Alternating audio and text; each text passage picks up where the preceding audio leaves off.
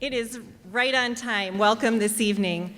Before we begin, I'd like to introduce our board members, school board members who are present and with us this evening.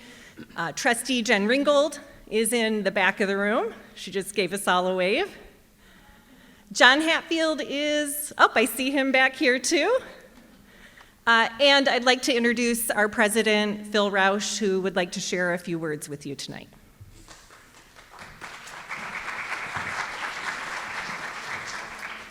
Thanks, Penny. Again, my name is Phil Rausch. I'm the president of the Board of Education for Midland Public Schools, and wanted to say thank you to everybody that came out tonight to hear more about some potential exciting plans for MPS. Our team, led by Penny and Brian, have been working for quite a while with outside professionals on the critical needs of our district and the facilities that we have and the care entrusted to us by our taxpayers and families. Ahead of us, we have a number of potential options that can continue to enhance our educational opportunities for our students. And I'm really excited to continue this process as we committed to you, our community. We want this to be an interactive process.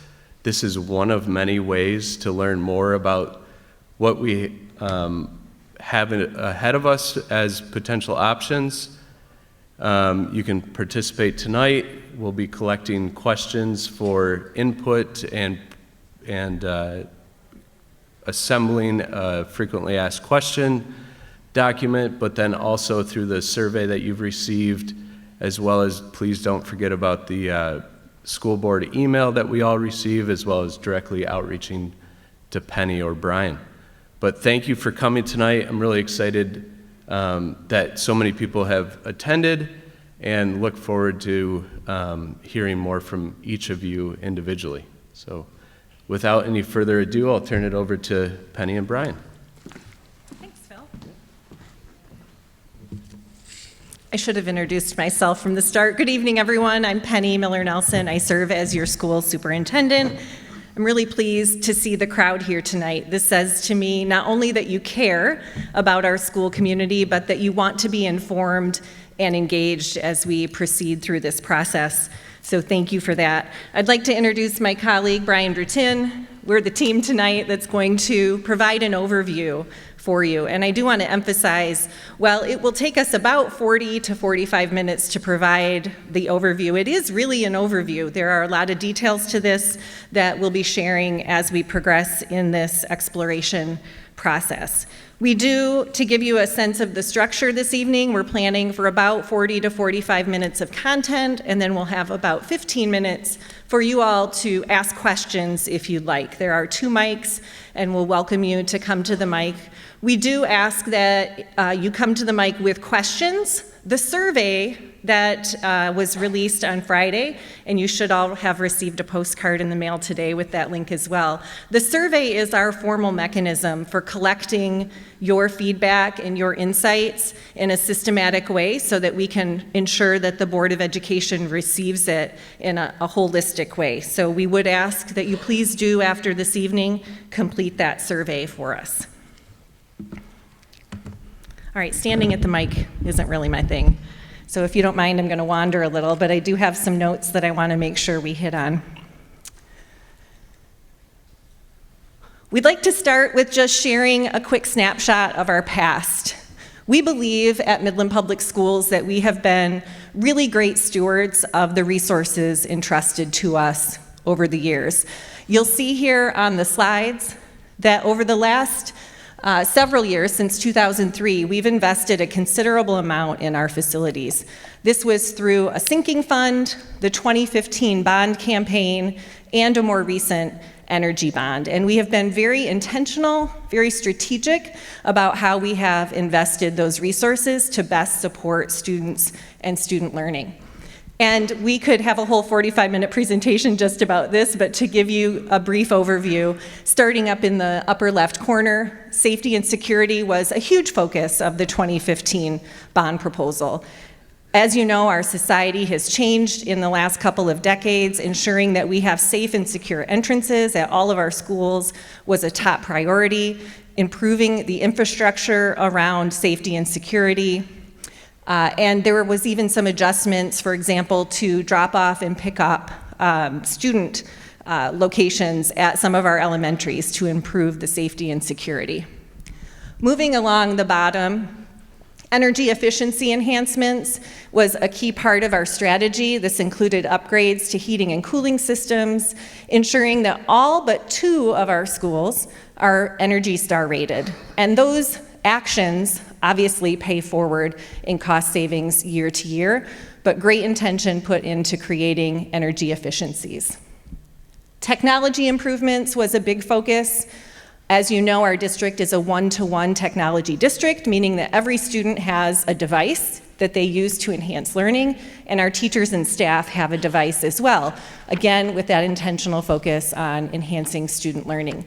Behind that were all of the infrastructure pieces, right, to make that happen and ensure that our technology in our classrooms was really on point. In the 2015 bond, our elementary schools received quite a heavy lift in modernizing those classroom learning environments. So all of those classrooms received great technology upgrades. We created these really wonderful maker spaces in our elementary schools, these spaces that were designed for innovative, creative learning, with a specific focus on STEM learning, and we're really proud of those spaces.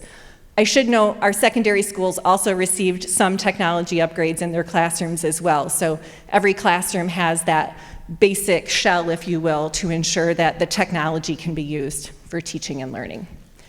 In the 2015 bond, we welcomed Central Park Elementary to our family of schools. And of course, that's a showcase of what modern, healthy learning environments can be for students. Moving over to the far side of the slide, I'll just offer to you that our projects, because of wise management, savvy management, and good stewardship, we were always on time and under budget, and with those cost savings, we were able to invest those dollars in additional projects through those bond campaigns, and we're really proud of that. So this really tells a story of our history, and we wanted to use that moving into our focus on the future. It was 18 plus months of time and energy that was spent with administration, building principals, department leads, our athletic directors, partnering with industry experts who know school facilities, and we completed a very thorough assessment. We walked all the spaces in our schools and conducted this assessment to help us understand where our strengths are and where are our needs or opportunities to enhance and improve our facilities.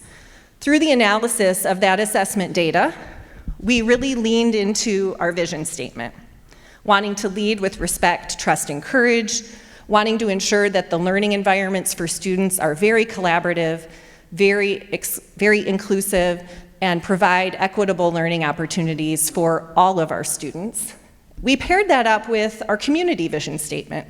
Midland, an inclusive community, together, forward bold, a place where everyone thrives. And both of those vision statements really inspired our team to think about the possibilities for Midland Public Schools and how our buildings, how the physical structure can really best meet the needs of students and our staff. I've been focusing a lot on students, but ensuring that our environments are the best possible conditions for our staff to really excel matter as well.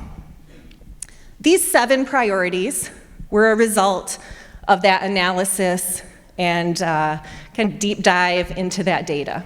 And I want to take just a minute to provide, again, a snapshot of these, and then Brian will weave these in as he explains more about the possibilities ahead for us. Enhancing safety and security. As I said before, our top priority will always be the safety and security of our students and our staff and our school families when they are in our buildings. We will need to continue to stay on top of modern advancements to ensure that we have the safest possible facilities. Replacing critical infrastructure is really an ongoing journey for us. We have done a really good job of caring for our facilities that, quite frankly, are aging. I think the average age of our building is 65 years, and that requires some investment for infrastructure so that we can really get the most life out of those buildings. And we need to continue to invest in critical infrastructure. I've been joking along the way as we've had conversations that I've learned more about the building envelope and roofs than I ever have. And those things are costly, but they matter in terms of the integrity of our facilities. We do have aging facilities. I mentioned before that 2 of our buildings are not Energy Star rated, and we need to really come to a point where we're understanding that Carpenter Street Elementary, home of the pre-primary center, and Northeast Middle School are reaching and have reached the end of their useful life, and we need to have a solution for those 2 particular spaces. Facility utilization, Brian's going to dive into this a bit more for us. We are really proud that our enrollment overall is stable, and that actually counters the trend that we see across the state with other districts. However, it's really moving more to the northern part of our district, and it's causing pressure, some crowding, quite frankly, at certain elementaries, and we need to really contend with how that's playing out for classroom instruction and for student learning. And Brian, again, will give you more details, but it's really happening in all of our schools now because we have other pressures and constraints on space and the use of space. And we want to create the most inclusive learning environments for our students, so we need to attend to the utilization of our facilities, particularly elementaries. Pre-K, if you've been watching the news, our governor is a big fan of universal preschool. And frankly, if you're in education, you typically are too, because you know that the research indicates the sooner students can get in a formalized learning environment, the better they are academically and socially over time. And we want to be ready for that expansion and thinking about how we're using our facilities to maximize opportunity for us to have preschool programming for our students is really important. And of course, we want to do that in the context of the broader community, ensuring that we're great partners with the other community-based organizations who also provide preschool programming. Improving educational spaces is a priority for these plans that you'll see, these possible scenarios. We, of course, only want to enhance and improve the opportunities we provide to students. We need to modernize many of the classrooms we have. I mentioned elementary got a heavier lift in the 2015 bond. Our secondary classrooms did not. And if you've been in our secondary schools, the middle schools and high schools, you'll note that many of those classrooms are original to build. They might have had some fresh paint, but they really need a deeper overhaul, if you will, to modernize them in ways that meet our expectations for the teaching and learning practices that we know get the best and the highest outcomes for students. We also want to think about our CTE spaces here. We want to meet the needs of all of our students, so career and technical education opportunities is a big part of how we're thinking about improving and modernizing our spaces. And I want to focus again on increasing opportunities, not decreasing opportunities for students as we think about our learning spaces. And finally, upgrading arts, athletic, and play. Brian's going to go into this part in a little more detail, but we know these aspects of school provide a well-rounded experience for students, and ensuring that we have facilities that are comparable across our district so that there are equitable access and opportunities for students in these areas really matter to us, and our arts, athletic, and play spaces do need some improvements. All right, I'm pushing, there we go. I keep using the word overview. This slide is actually a very high-level overview. In just a moment, Brian's going to take over and provide some details about the scenarios that I know you all have heard about through our district communications. Regardless of the scenarios, these critical infrastructure pieces need to happen. We have needs for roofs, for mechanical and electrical upgrades, for technology infrastructure. This bucket right here are the things that we need to have just to continue operating our district and maintaining our facilities in the way that we need to. Along the bottom, I'll just point out technology equipment, unfortunately, is not cheap, and staying in the appropriate space with functional technology that, again, enhances teaching and learning is important to us. Bus replacement at $8.1 million. We have a fleet of 48 buses, close, and we cover a really large geographic area, and we need to have a dedicated replacement cycle to those, and buses have almost doubled in cost, I'm looking at Brian again, in just the last couple of years. So that 8.1 million, while it seems like a big number, really isn't. Furniture replacement at 16.5 is for our secondary schools. Again, if you've been in our schools, you'll know that much of that furniture is original to the build. It's sturdy, it's kind of holding up where it can, although we do have quite a few that have been welded. But the issue is it doesn't reflect modern teaching practices. It isn't flexible, it isn't mobile, it doesn't fit the size of our students. These are desks sometimes from the 50s and 60s, and a one-size-fits-all doesn't fit humanity as we are today. This part gets me really excited, student achievement. We really want to look at renovating and upgrading our CTE programs and building capacity for more students to have access.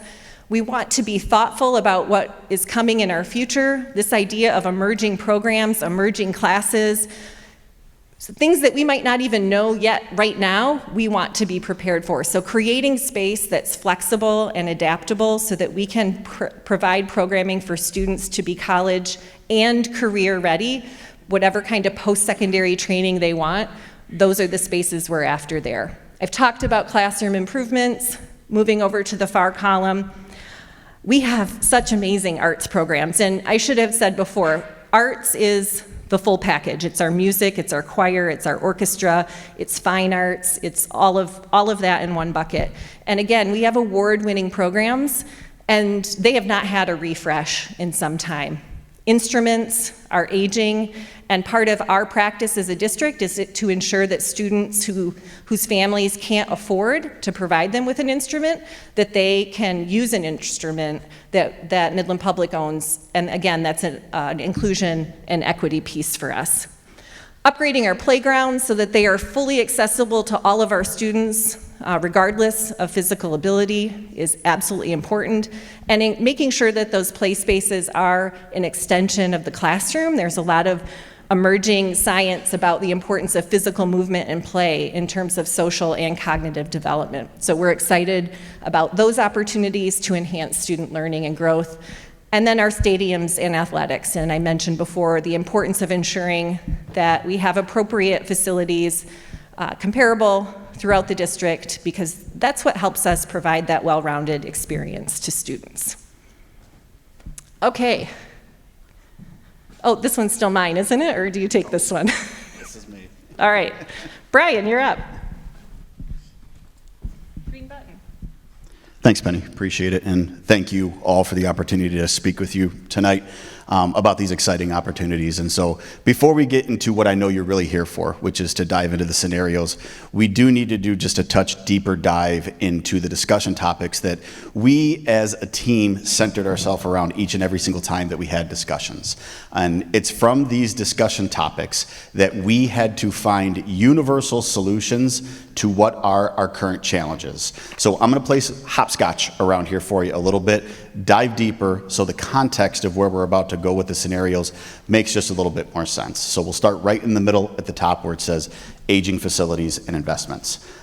This isn't the first time we've gone through this process. We did this process in 2014 when we did our 2015 bond campaign, and we did the exact same thing that Penny had just talked about. We met with facility experts, we met with construction experts, we met with our principals, administrators, teachers, etc. And at that time in 2015, they came to us and they said that we needed $200 million worth of work in the Midland Public Schools, and we had to address some challenges that we had at that time. When we went to the community and sought feedback like we're doing this evening, the community at that time really kind of had a threshold and said the amount of support isn't going to be around the $200 million mark. It came in right around $120 million at that time, meaning that we had about $80 million of work that went undone in the 2015 bond. That's 2015. Fast forward to 2025, where we are leading to now, 10 years later, that $80 million of undone work quickly compounds upon itself. But I want to talk about buildings. In 2015, when we met with our construction consultants, they said there were 2 buildings that had reached their end of useful life at that time. One of those buildings was East Lawn Elementary. So East Lawn Elementary had reached its end of useful life, and the other building that they said that we needed to not invest heavily into was the Carpenter Pre-Primary Center. So the building that is that way, Central Park Elementary, I think that's the right direction. Central Park Elementary came about from that because we took the students from East Lawn Elementary and Carpenter Pre-Primary Center, just Carpenter Elementary at that time, combined them and put them into what is a showcase of the district, one of the best elementary facilities that you're going to find in the state. You may ask, why Carpenter? Why is it still open? That tells us a story. So as we take a look at the box right below, pre-primary education trends, we need to dive a little bit deeper here as well too. It seems like Midland Public Schools has been in the preschool game forever. That's not true. Our venture into this has only been for the past 7 or 8 years, and the history is important. History number 1, we started with 1 program, 1 preschool, and bonus points to anyone out there who knows where we started our very first preschool program at. Anyone? There you go, Jen. Do you know where it was? The Adams. So we started with 1 program at Adams Elementary about 7 years ago. We were awarded slots and we opened that up with 16 students. The next year, demand quickly expanded and our second program opened up at Plymouth Elementary. It was a GSRP program. The year after, opportunities kept expanding, demand kept expanding, and where we started in 1 school with 16 students, now we have the Carpenter Pre-Primary Center open and we've been awarded by the state 80 preschool slots. So we're exponentially expanding year over year, and as Penny said, the trend in universal preschool is coming. So we had to move our programs out of Adams, we had to move them out of Plymouth, we had to put a little bit of money into the pre-primary center and repurpose that building. It had been vacant for a period of time. We repurposed it, put our pre-primary programs in there, and we took the other side of that building and we made it into our robotics wing. That allowed us to maximize some of the use of that space. Our robotics programs were also exponentially expanding at that time too, which is a great problem to have. And Carpenter Pre-Primary Center got a second rebirth. Team, it's still time. When we talk about the Carpenter Pre-Primary Center, it's a cute building, it's a quaint building, it's an old building. It still has fireplaces in some of the rooms, and I know that's nostalgic, but when it comes to Energy Star rating, bringing in some oak logs really isn't the best way to be talking about offsetting your heating bills. So it's time for us to move out of the pre-primary center, and it's time for us to acknowledge that the MPS expansion in the preschool world is only going to continue. So pre-primary education trends continue to expand. We have aging facilities. Remember, 10 years ago, they told us 2 buildings that you really need to take offline. 1, East Lawn, done. 2, Carpenter Pre-Primary Center, I've just told you the tale. Here we are 10 years later with Carpenter still breathing just a touch of life. Fast forward to this round of analysis, and they've said there's 2 buildings, Midland Public, that you really need to address. The first building, surprise, surprise, Carpenter. Our consultant said, still open, huh? Yeah, yes, we told them the story, they understand, but they say it still is on our list, it was 10 years ago. And the second building that really shouldn't have come to much of a shock of the community is Northeast Middle School. We've been talking about Northeast Middle School since the 2015 bond. We did invest lightly into Northeast Middle School to make sure that they had some of the new modern learning amenities, but we really did a lighter lift than we did in the other buildings because our consultants told us 10 years ago that that's the next building that we're really going to have to address when we come to the different choices that we have. So we're confronted now with 2 buildings that we know are at the end of their useful life, Northeast Middle School, Carpenter Pre-Primary Center, knowing that our elementary programs continue to expand. Penny said this, and I will ask you all, if you question the data, please go to our website. On our facilities planning page, you will find our enrollment projections. We've uploaded them there for you. We contract with outside consultants. This is what they do. This is their area of expertise, and we are very, very proud and grateful to say that they have projected stability with enrollment in the Midland Public Schools, which is an absolute blessing. That is Opposite of trends that you see across the state, we know that birth rates are not on their way up, that birth rates are on their way down, but we continue to capture more of the birth rate than what is expected, which just means that our educators are doing amazing things in the Midland Public Schools to be able to capture that birth rate. You can go to our website, you can see those enrollment projections. Stable is good, but stable also comes with a shifting geographically within the Midland Public Schools boundaries. You all live here. It's not for me to tell you what you can observe with your own eyes. Growth within the Midland Public Schools boundaries is to the north. We have a shifting geographic population where our students are moving more to the northern section of the district, and that is causing stress points in certain schools that we have that are causing us to make choices about our educational facilities and programming that we just don't want to do. So there was a Midland Daily News article earlier in the year about our friends the Siebert Bulldogs. Are there any Siebert Bulldogs out here this evening? A couple up there, so you will say that bald guy up there is not lying. Congratulations on your world record. 658 students as of yesterday. That is a new record for Siebert Elementary. We've heard all of the "it's your fault, you school of choice," etc. I can guarantee you by staring at these numbers and the person that has to look at these, it's not. We have capped school of choice in certain grade levels. It simply is students that are moving in, 5, 6, 7 more at every single grade level at Siebert Elementary has maxed that building out. For those of you that really know our school boundaries and get to geek out on these things, it won't surprise you that Woodcrest is not far behind. That has the northwestern section of the Midland Public Schools boundaries, and Adams is not very far behind them as well too, because they touch the northeast section of our boundaries. It is a true statement, stakeholders, that we do not have one open general education elementary classroom in the Midland Public Schools this year. Every single one of them are full, and each of those spaces are being utilized for programming. That forces us into utilization and facility choices that, team, we do not want to have to make. In Siebert Elementary, I'm not sure, Penny, if you mentioned this or not, but if you didn't, I'm going to go there. In the 2015 bond, we built beautiful maker spaces in every single one of our elementary buildings. It helps support the innovative project Lead the Way STEM curriculum, maker spaces for kids to do all the wonderful STEM things that are there. In the buildings that are stressed, those are no longer maker spaces. The Siebert Makerspace is now a resource room. The Woodcrest Makerspace was a kindergarten classroom. We've shifted that to a different grade level, but we've had to absorb those spaces to be able to make general education classrooms. That's not what we want to do. In addition, I think that most of you will know, and if you don't, you can research this, that we partner with the Midland County ESA, and our partnership with the Midland County ESA is for us to be able to provide classroom spaces and push in opportunities for students that have special needs.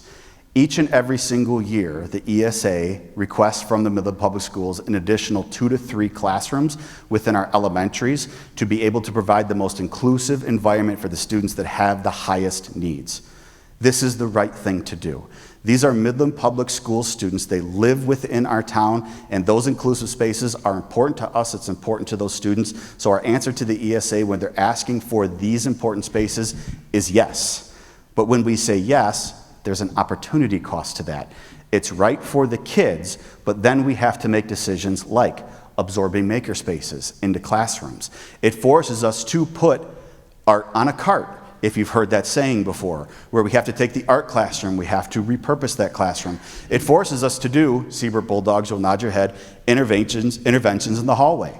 We don't want to do interventions in the hallway, but we have to take those spaces, we have to repurpose them for actual general ed classrooms, and it is forcing us into decision points that we know is not the most ideal educational environment for our students. That problem is real. That challenge, it gets compoundingly worse each and every single year. So we have to talk about those utilization needs, and we have to talk about how we can create spaces within our elementary to be able to afford for the opportunity to make decisions like reducing class sizes even lower than they are now. Our class size ratios are good. Could they be better? Well, sometimes you don't have the space to be able to accommodate those. And so this is, again, one of those challenges that we need to address in this. When you're talking about technology and CTE programming, we do need to realize something, team. And this is not at all leading you somewhere, but we in Midland have phenomenal programming. We provide the CTE programming for a majority of the county, but those programs are offered at certain places. Welding is offered at, who knows? Midland High. Jen, you win again.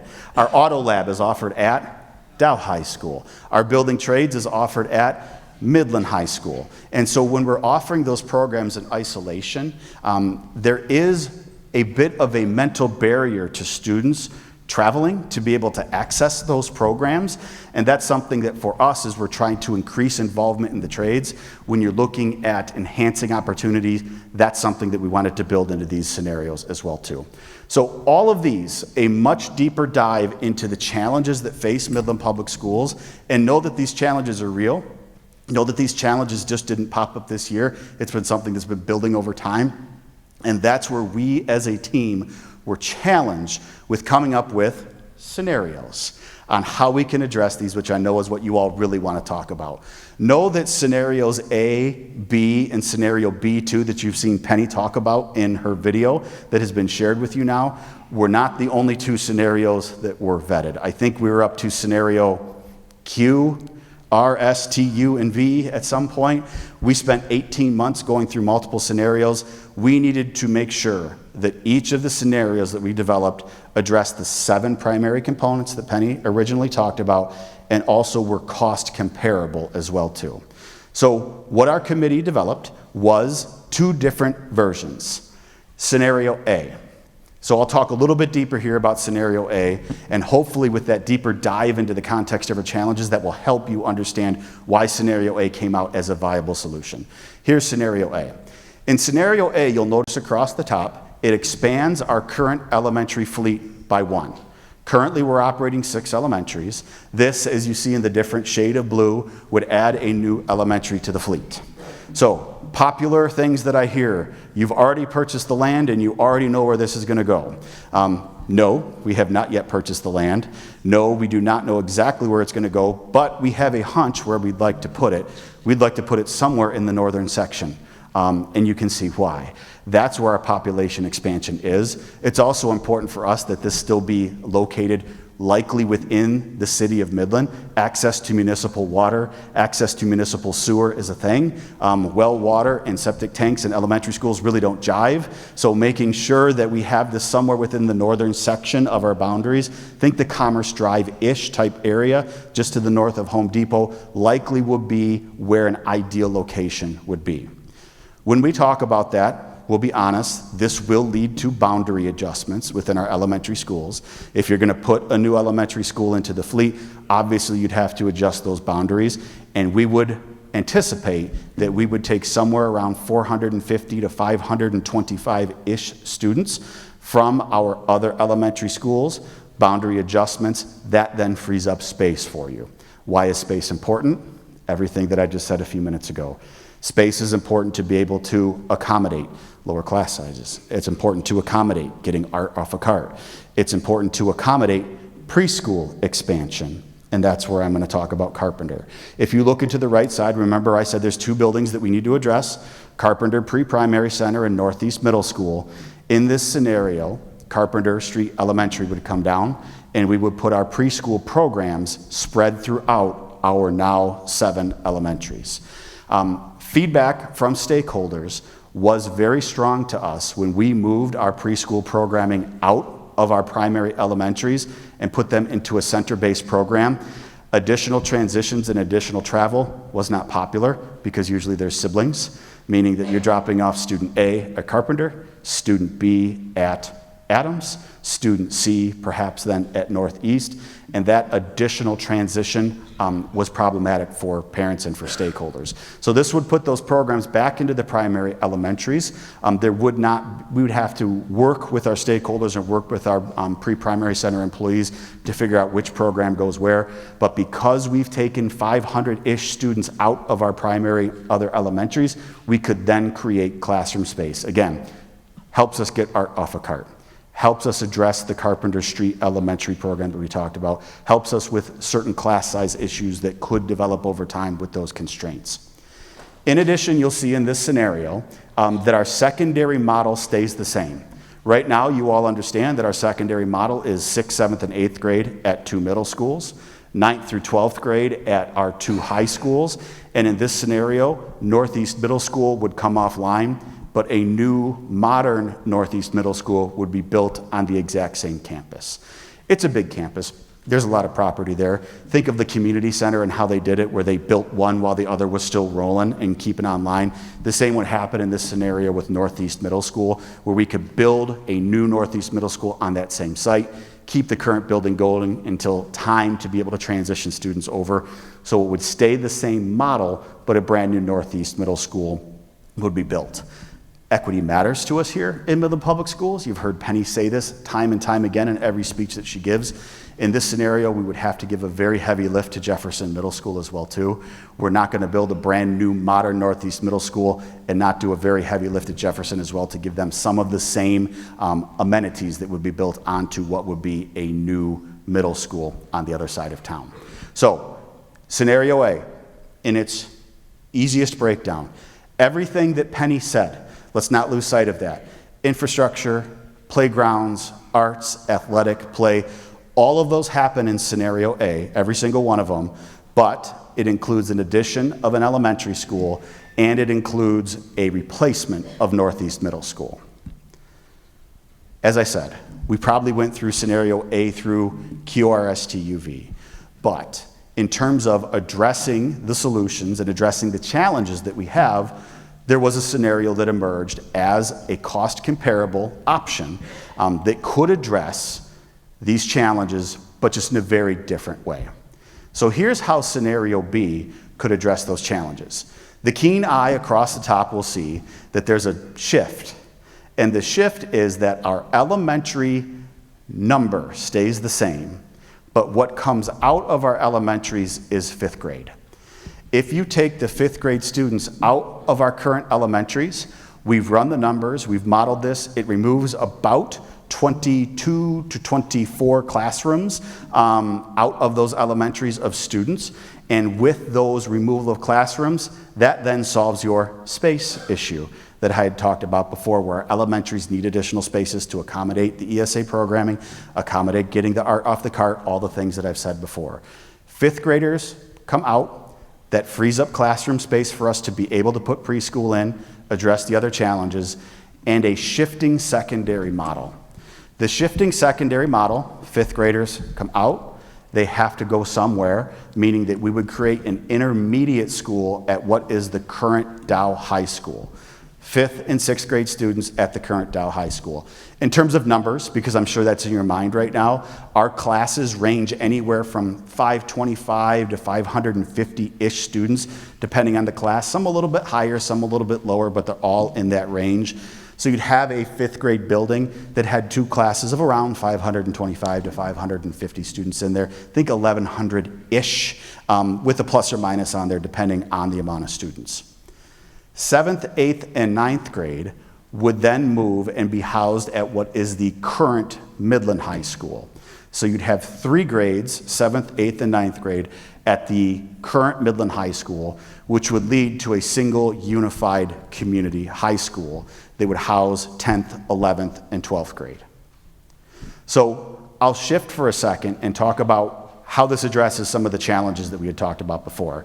If you look on the bottom right side in the orange, Carpenter Pre-Primary Center, our oldest facility, needs to be addressed. How is that addressed? It's addressed by us freeing up 20 to 23, 24 spaces in our elementaries, and preschool programming goes into our elementary schools. Northeast Middle School comes offline, no longer needed, because we have that alternate secondary model where you have 5 and 6 going to Dow High, 7, 8, and 9 going to Midland High with a unified community high school. And when we mocked out this scenario, there was one challenge, and that was Jefferson Middle School. You have not heard Penny say it, you have not heard me say it, and we won't say it because Jefferson Middle School is not at the end of its useful life. But Jefferson Middle School, in our mind, could be repurposed. I said one thing earlier in the presentation that I didn't really hit hard enough. If Carpenter comes down, we've addressed preschool programming, but I didn't address robotics. And right now, we have moved our robotics teams. They are no longer in Carpenter Street. They've expanded beyond to allow us to accommodate the new 80 preschool slots that I had talked about earlier. We are now leasing the space at the old Delta Center, Regina Center, whatever your age demographic is and how you know it.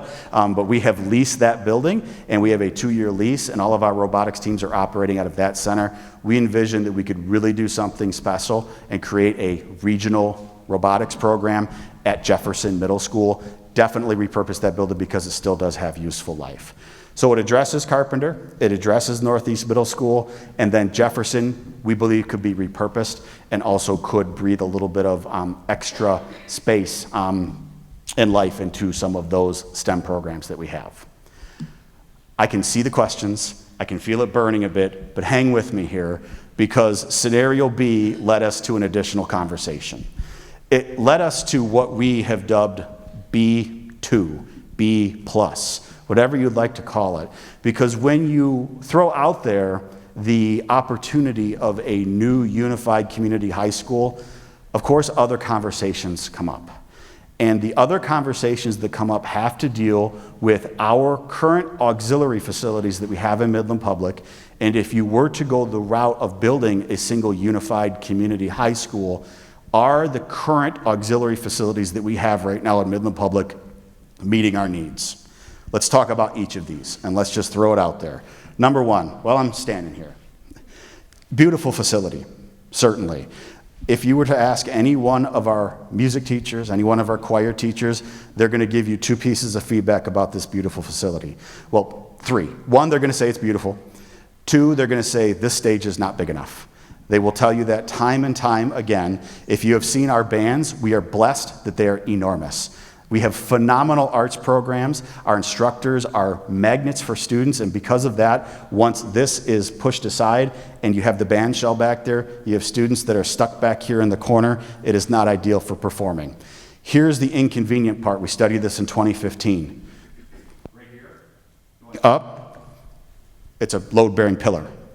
We looked in 2015 about expanding the footprint of this stage. You have a load-bearing pillar here, you have a load-bearing pillar there. To move load-bearing pillars is problematic. It's expensive. The second piece of feedback that you will get from our arts instructors, and also from many of you as well too, is there are not enough seats for you all. During winter concerts, during some of the very high times, we have to limit and restrict tickets to 4 per family. We know that that is not popular. I get a lot of those phone calls into my office. We want to be able to give more seats and more tickets so everybody can come. But when we have high volume events, because we have so many students, seating is an issue as well too, and we believe dearly in family support. If you want to bring the extended family to be able to watch your student perform, we believe that's important to be able to provide that opportunity. So that's why this building has entered the conversation. If you're going to build a new single unified community high school, should it be accompanied by a new modern performing arts center that has a bigger stage, that has additional seating capacity? Let's talk about the stadium. I'll skip over and I'll get to pools in a touch here. The stadium. So those of you that are good at history know this. The stadium used to be concrete. We tore out that concrete. We replaced it in the last bond. Penny had said bid savings. Within the bid savings, we replaced those with aluminum. Who remembers the lightning strike of about a decade ago on the press box? Yep, I see hands going up. A lightning strike truly did hit the press box, burned it down, and we have a nice new press box there. The infrastructure and the bones of our stadium, they're good. They're solid. But I don't believe any one of you would come to me and say, your restroom and concession facilities are adequate at the Midland Community Stadium. If you want to make that comment and say that they are, it's an open mic a little bit later. But team, I have been at that stadium for the past 11 years that I've worked on Midland High, Dow High game night. And when there are 8,000 fans there and there are 3 stalls per side, that is not adequate. Here's the interesting part about this, and Penny said that she's learned a lot about building envelopes and roofs. She's also learned a lot about construction code as well too. To touch the restrooms, you have to then bring that up to code, meaning that you would then have to bring the amount of stalls and facilities up to code as well too. Please do not quote me. I know I'm on the news right now because I don't want to put it. It's a lot. When I'm saying a lot, it's a minimum of 15 to 20 per side. And to expand from what we have to 15 per 20, it's millions of dollars that you would have to put into that facility to bring that up to code. And when you think about that geographically, those of you that understand the west side of that stadium, there's not that much space over there.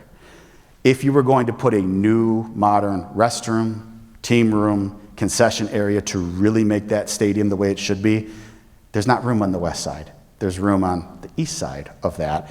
And so that is new plumbing, new electrical, new infrastructure. So the conversation is, if you were going to build a new single unified community high school, should we invest heavily into the current stadium, do the upgrades that we need at what would then be the junior high, housing 7, 8, and 9, or should it be accompanied by a new modern stadium? Let's talk about pools. For those of you that know about swim in our community, we have a very active swim community. There are only a finite number of pools in the community as well too. Midland Public Schools used to have 3 of them. We are now down to 2 because not in the most recent flood, but the flood before that. If you really paid attention to the Midland Daily News, we lost the Jefferson Pool. The bottom cracked in the Jefferson Pool during that flood, so we had to take it offline. Northeast Pool, has anyone ever been into the Northeast Pool before? Yes, lots. Northeast Pool is an end-of-life team. I see a lot of head nods as well too. We are investing in that facility to keep it going because it's important, but I think we would all agree that that is not a modern swimming facility to the standards that we have. The Dow High Pool is very nice. If you haven't been in there recently, we hope that you do. New bleachers, new HVAC, new platforms, new dive platforms, brand new scoreboard as of a week ago. Great facility, the infrastructure is good, we plan to keep that going. But we do know that there is talk about the need for increased access to pools. So if you were to build a new, brand new, unified community high school, should there be an accompanying facility that addresses pools? That truly has a question mark and truly something that we're looking for the community's feedback if that's something that they're interested in supporting as well too. Robotics, I don't want to gloss over if there's any robotics parents out there, but that's been a theme I've hit a couple of times. And for robotics, we truly do need to find a long-term solution for that. Our temporary solution right now is not permanent. It is temporary. And so what the future of robotics is will largely depend on what model or what scenario we choose to pursue. It could be a repurposed Jefferson. It could be additional space built onto other facilities, and that's why you see such a wide range of dollars that are allotted to the robotics facilities. We honor that each of these scenarios has a price tag to them, and we have done diligence to provide in the video that Penny has created a much more detailed breakdown for you all of what the impact on these different scenarios would be on your specific tax bill. That's on our website. It's also within the videos. It will show you what the value of your home is and what these different millage increases would do in terms of your specific tax bill. So I'll reference you to the website to find that individual information. If you're looking at these scenarios and you're going across the top, on the far left is scenario A. And to just refresh your memory real quick, scenario A, new elementary, somewhere in the northern region, new Northeast Middle School on the same campus, everything that Penny had talked about, arts, athletics, play, etc., furniture, buses, technology, the price tag comes in right around $277 million, or a predicted millage increase of around 3.25 mils. If you progress to the right, look at the darkest of blues. That's scenario B1. Scenario B1, to remind you, is a new alternate secondary model. Same elementaries that we have, alternate model for our secondary that culminates with a single unified community high school. That comes in actually with the lowest price tag of $247.1 million. Why cheaper than scenario A? You're only building one building versus building 2. That's why there's a little bit of a cost difference in there.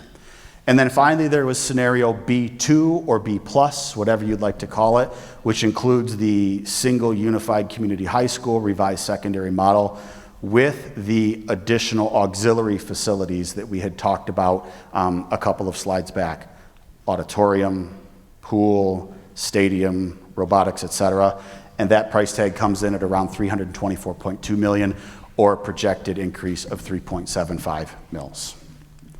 So with that, I'm going to turn back over to Penny because I'm sure you're sick of hearing me talk. And Penny's going to talk about what our next steps are, what the process is, and where we are in the timeline of these facilities decisions. Well, you keep that mic and you stay right there because we're going to have questions soon. That was a lot of information. I want to just assure you, we've been through this process. Focus panels happened last week. The survey is now live. You should have a postcard in your mailbox today. You can find the link on our website, and we'll continue to push that out through social media and other district communications. Being informed and taking that survey it's really an important step for us. The Board of Education ultimately has the responsibility and opportunity to decide what our next steps will be. So we will be grappling with this feedback, really trying to understand the pulse of the community, leaning into the opportunities that we have here, and ultimately making a recommendation to the board as to what their next step could be. That will begin to formulate through the October board meeting, where they will understand the survey and focus group data, a special board workshop in mid-November, where there will be some extensive dialogue and discussion about this, and the regularly scheduled November board meeting, where we will see if the board is at a point of enough consensus to determine what could be on a ballot as soon as May of 2025. While I don't speak on behalf of the board, I do know through conversation that they're committed to listening to the feedback from the community. They take their responsibility very seriously to lead us into this next phase for our district. And while that May opportunity is the next available, if we need to pause long enough to gather more data, that's a possibility as well. I will just impress upon you all as you leave here, the needs don't go away. The elementary situations that Brian and I have described are real, and we are limiting opportunities just through the constraints we have with the use of that space. So this is where we stand. We do want to hear from you. I'll remind you that tonight, with the time we have left, and I'm happy to stay after if anyone wants to have individual conversation, we welcome you to share questions. We're going to be collecting these for an FAQ document that will be shared broadly. And I'd ask for you to hold comments or opinions, though, tonight. We want to hear those through the survey process. I'll open the floor to anyone who wants to come to the mic with questions. And while folks are making their way, I'll just also offer, there is a full page sheet, if you didn't grab one when you came in, that has a QR code. You can offer us your question digitally or leave it handwritten on that document, and we will incorporate that as appropriate into our FAQ. Hi, welcome. If you'll just offer us your name, please, and your question. Yeah, hi, I'm Jessica Young. I just moved to the area from Houston, Texas. My husband was born and raised in Saginaw, and we both work at Dow, so that's kind of how we ended up here. My question is about how you're going to combine 5 and 6, 7 through 9. Has there been studies about that? Does that work? Does it, what's all about that? And then also, I really support investing in our schools. So, thanks for that. So, to answer your question, This might be a generalized way to say it, but there are research studies that support the grade level configuration we have now, and there are research studies that support the grade level configuration that is proposed in scenario B. A lot of it really boils down to what supports do you put in place depending on the size of the school and the number of students who are in the school and how you support the transitions along the way. So the research is clear that when there are transitions for students, meaning they leave one school and transition to another, that there is an opportunity for them to have a bit of a dip socially and academically, but when the proper supports and programming are put in place, you can mitigate that dip and help students recover more quickly. So I feel like I'm giving you a non-answer, but the answer is you can find research studies that support positive outcomes in multiple grade level configurations. okay, great. And if we, let's just say hypothetically, went with those kind of configurations, would the school be putting into place those types of resources for the students so that they could feel supported during those transitions? Absolutely. And that's something Brian and I, through this process, have remained very attentive to that should scenario B emerge as the preferred scenario, we absolutely would collaboratively with our teachers and our administrators and our school community help understand and determine what those supports would look like, what that additional programming would look like, so that we don't want to do anything, we will not do anything that minimizes opportunity or jeopardizes student learning. So yes, we would be very mindful of those things. Okay, thanks. Thank you. Hi.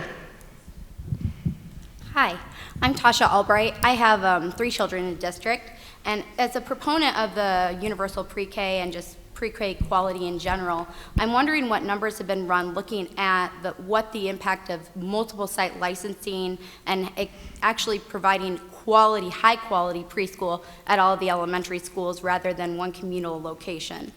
It's a great question. Brian is very aware of the logistics, and do you want to take that one from a credentialing perspective? I'm not smirking at you. I'm smirking with the fact that procuring preschool licensing is extremely challenging.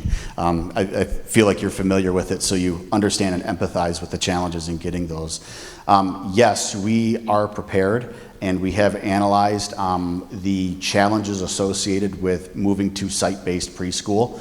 And when it comes to the cost efficiencies and models, it really is determinant upon how you align your staffing and how you align your central support to those resources. There's research that shows that that can actually elevate the outcomes only if you do it right as a school district and make sure that that teacher doesn't feel second class, that they feel immersed in the school, and that they are aligned in the educational professional development and aligned with those school improvement teams to ensure that the outcomes and the data is shared within the building and you don't have that extra transition. So yes, we have talked about it. We've talked about it with our pre-primary center team as well too, and it's an ongoing discussion that we have to ensure that those opportunities maximize themselves.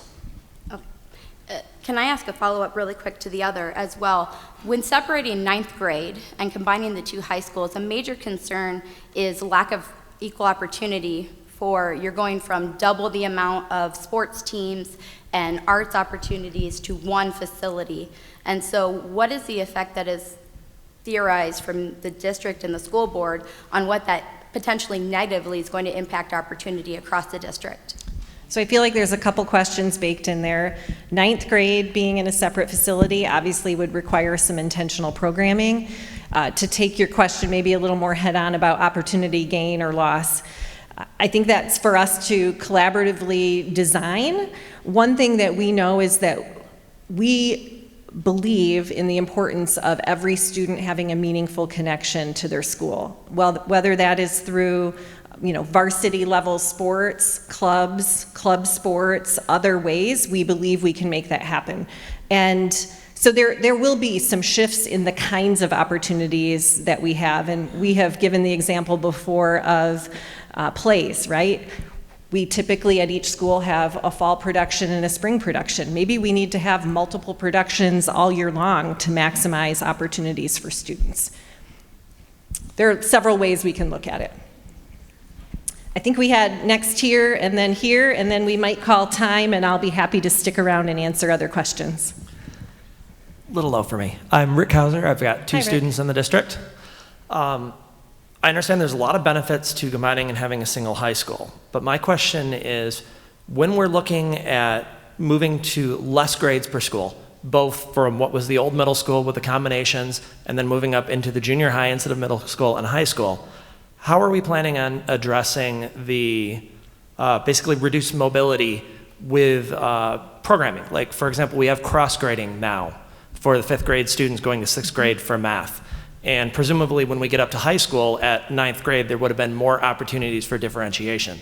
What is the plan to address that with this new Plan B? Or 2, I don't remember how it's I like labeled. that question because it says to me that, similar to us, you don't want to put an artificial ceiling on students and their opportunities. Completely And correct. so I do think that comes with how we choose to program. And when we have more of a critical mass in a particular building, we might be able to offer, I suspect we will, some of those sections where students would have previously had to travel to maybe from the middle school to the high school. We would have a concentration of students where we could offer that class right there at the school. So that's just one example of how we've thought through the process to understand our intention is not to cap opportunities, but to expand opportunities. So for example, geometry, we could potentially, if we which we would likely have critical mass for a geometry section in our middle school, rather than having students travel to the high schools to take that for their first hour. And that answers one portion of the Okay. question. Whereas high school, I didn't go to Midland High or Dow High, I was from another district. So we actually had kids in 9th grade that might be taking, say, 11th grade math in cases. Are we talking about planning on offering multiple years advanced at the other levels? Or are we basically artificially capping that and you can't get that benefit at 9th grade? No, we're not going to artificially cap opportunities. We would find ways for students to have access and move at the pace that they needed to through those curricular experiences. Okay, thank you. Yeah. Hi. Hi there, my name is Jessica Burdick. I currently have one student in the district. My previous child just graduated this May. I have several questions, but gonna limit it to kind of Yeah, pick your best one. two if in you one, could. I guess. Okay, great. My graduated student and my student that I have in the district right now is in the arts programs, and probably will be through her high school careers, I guess, or not career, but journey, whatever. When you combine the schools, you know, you're not going to be able to have, let's say, 600 students in choir or orchestra or band, or not even saying the music program, saying football or baseball, or if you combine Midland and Dow, let's say, you can't have 800 students in band or 800 students in choir. We just, no matter how big you build the school, it's not going to be big enough for that amount of students. So is it going to be audition level, so only the best of the best get to participate, which is not fair to the students that aren't able, or not the best of the best Sure. performing? Yeah, I think I understand your question. It's kind of back to are we going to limit opportunities, or are we going to expand opportunities with the scenarios that we put forth? Is that sort of the crux of what you're asking? Yes, that's a good Yeah. summary. Yeah, and I'll just kind of reaffirm what I shared before. Our commitment is to enhancing and expanding opportunities. I think there are ways, using your example of band, that we can offer multiple sections and that it can look different. I think we all have had our own experience in high school, and we're very connected to that. We're very grounded to that because it's what we experienced, and probably for most of us, it was a really positive experience. I think we need to, I know I do, need to open our thinking to ways that we can provide experiences for students that are different than what we had. So you're right, maybe 800 students in a single band isn't feasible, but that doesn't mean that we can't provide 800 students with a high quality music experience in multiple different environments that is a band environment, right? So I think we just need to think differently about this. And there are models across the country of schools that are considerably larger than the one that's proposed in scenario B, and they have provided viable, very rich opportunities for students. Thank you. I have just one playoff question regarding my first question, is the teachers. With my student who previously graduated, had the same orchestra teacher from 6th grade to 12th grade, and the bond that they developed over the years was phenomenal. And watching that teacher be able to Yeah. see the growth and see the challenges of the students, being able to, you know, have that continuity from 6th to 12th grade. You know, you're not gonna, I don't feel, one, that you'll have a need for the amount of teachers that we have, and to be able to have that continuity of. So I want to address the continuity piece, and then I'm going to call on Brian because I've been talking way too much. So I think this kind of goes back to opening our minds to how things can look different. And of course, with every opportunity comes some potential trade-off. So you're right, a child might not have that same teacher all the way through elementary and into middle school, but does that expand opportunities for that child in other ways? And do they have the opportunity to connect with other really amazing adults and teachers throughout? So I just think there's this way of thinking about it as a trade-off, not necessarily a negative trade-off. We have run some initial models. Do you want to take that one? Yeah, just real quick, and I'm sure this will manifest itself on the FAQ page as well too. We have done staffing modeling and mock-ups on this as well too. And one of the myth-busting things that I almost posted on social media, but I was advised not to, and to stay off of that, was that scenario B was intended to reduce staff. Actually, our models show that it would be more. It comes out to like a 1.1x when you model it out because of the supports that we know that would be needed at those intermediate levels. So we do not at all forecast that this would be a staffing reduction. The other thing too, and this is unrelated, so I'm sorry to hijack your conversation, but will come out in FAQs as well too, and I should have ingrained it as well. One of the other things that I saw on social media was, you don't need to worry about school of choice next year because the new high school will be built in the fall. Myth bust, team. So facts for you. Fact A, if you paid attention to Penny, no decision has been made. Fact B, it's a 3 to 4 year-ish process before you would see new buildings opened. It takes time, no matter what scenario would come out, whether it's A, whether it's B, whether it's a hybrid of A and B, or if it's a C that emerges based off your feedback.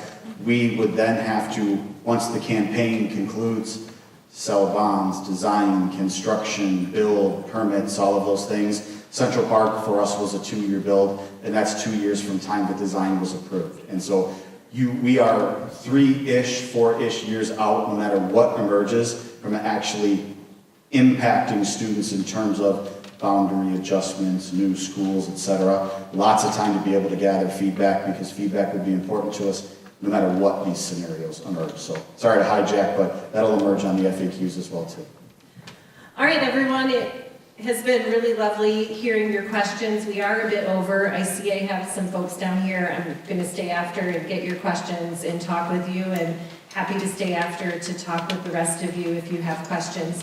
I ask you to please fill out the survey now that you have information. There is a video that provides a little different set of details, similar but a little different, that might enlighten you with regard to some of the cost structures. We're going to keep sharing information. I ask you to use that other QR code to leave us questions that you have. That will help us build an FAQ that will address questions, because you know if you have the question, other people do too, and we really want to make sure that you get your questions asked.